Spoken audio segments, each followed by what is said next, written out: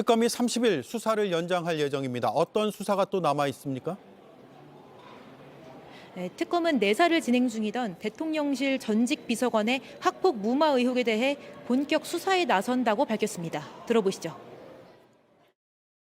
특검은 대통령실 의전 비서관의 자녀 학교 폭력 무마에 김건희 씨가 관여하였다는 의혹과 관련하여 이번 주 학폭위 간사를 소환 조사하는 등 본격적 수사에 착수할 예정입니다.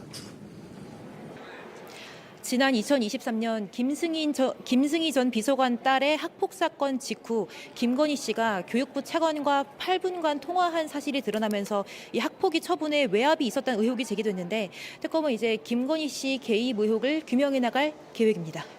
김건희 씨가 이건 진짜 심각한 사건인 것 같은데. 저는 네.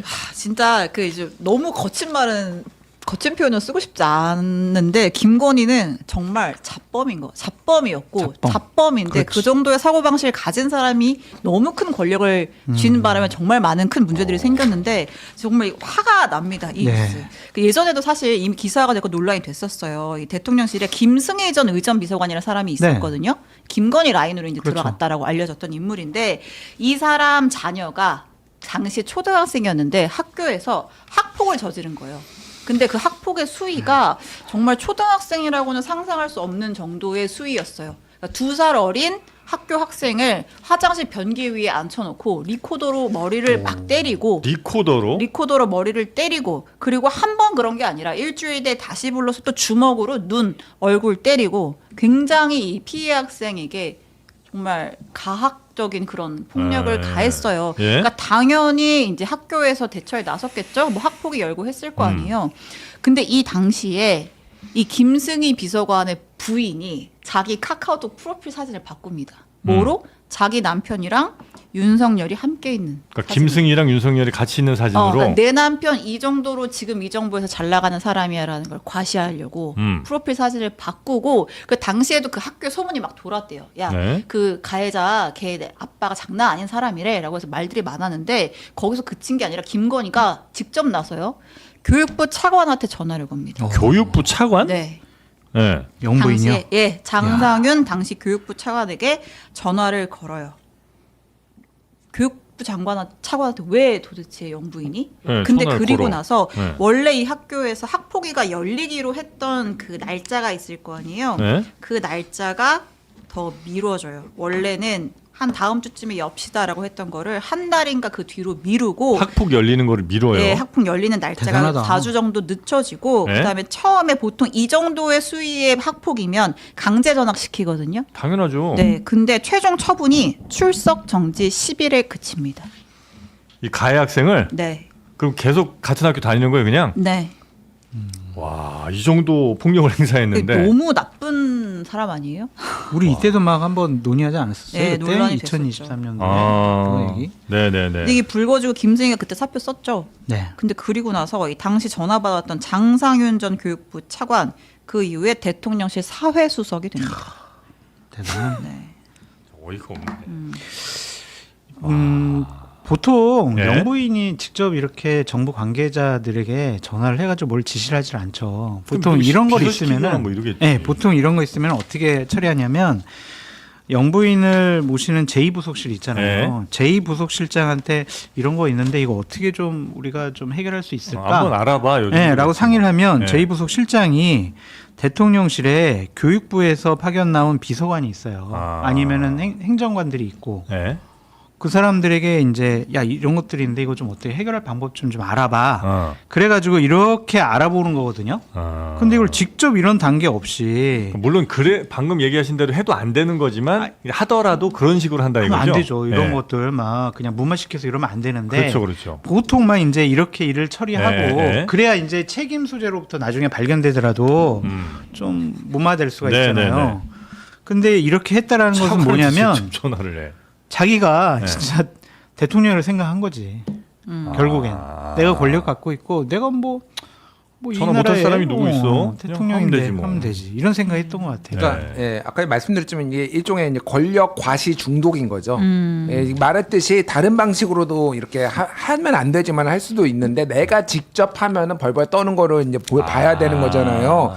야 반년이네 이런 거예요. 비화폰 썼을 때 국무위원들한테 이거 여사님 번호니까 다 받으십시오 이렇게 싹 그 번호를 공유했다라는 거 아니에요. 예. 마찬가지예요. 그러니까 직접 전화를 하고 거기에 이 권력자들이 굴복하는 거. 이거는 예전에 좀 비슷한 얘기를 했지만은 김건희의 컴플렉스에서 기인했을 가능성이 높다. 학력 컴플렉스, 외모 컴플렉스, 모은 굉장히 많은 컴플렉스들이 있는데 결국은 뭐 서울대 법대 나오고 뭐 잘 나가고 무슨 장관 차관들 다 내 발밑에서 기는 거. 그렇지. 무슨 뭐 저기 대기업 회장들이 선물 들고 와가지고 여사님 하면서 이거에 엄청난 쾌감을 느꼈을 가능성이 높으니까 이런 식으로 직접 전화를 하는 거고. 이 김성희. 네.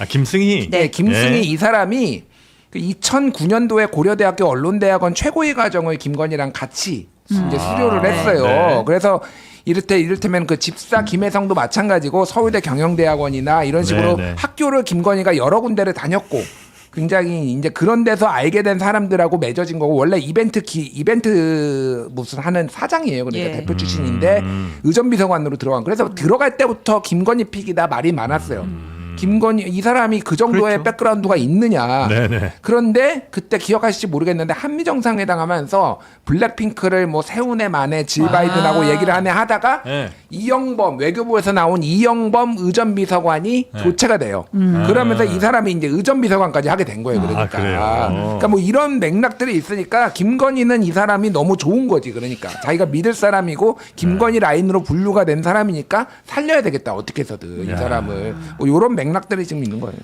그러니까 막 네. 이 장상윤 당시 교육부 차관은 얼마나 이게 참 가슴이 두근반 세근반 했겠어요. 그러게요. 정말 이 나라의 대통령이라고 생각되고 알려져 있는 김건희 씨가 직접 전화하니까 예 말씀을 하십시오. 예 이랬을 거 아니야.